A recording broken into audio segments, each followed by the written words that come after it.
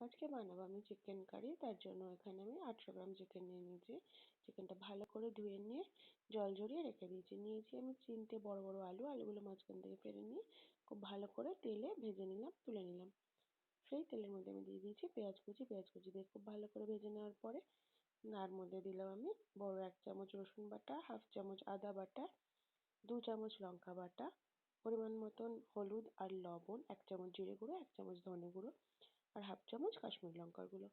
সব মশলা খুব ভালোভাবে কষিয়ে নিয়ে তার মধ্যে আমি দিয়ে দিলাম জল ঝরিয়ে রাখা চিকেনটা। চিকেনটা দিয়ে আমি 7-8 মিনিট কষিয়ে নিয়ে তার মধ্যে আমি দিয়ে দিলাম ভেজে রাখা আলুটা। সব মশলা খুব ভালো করে চিকেনটাতে কষিয়ে নেওয়ার পরে যেই চিকেনটা থেকে তেল বেরোনো শুরু হলো, তারপরে আমি তার মধ্যে দিয়ে দিলাম 1 কাপ গরম জল। আর নামানোর আগে আমি দিয়ে দিয়েছিলাম 1 চামচ গরম মশলা গুঁড়ো। কেমন লাগলো অবশ্যই জানাবেন। আর যারা এখনো আমার চ্যানেলটা সাবস্ক্রাইব করেনি অবশ্যই সাবস্ক্রাইব করে দেবেন। দেখা হচ্ছে সবার সাথে নেক্সট ব্লগে। নমস্কার সবাইকে, ভালো থাকবেন সবাই।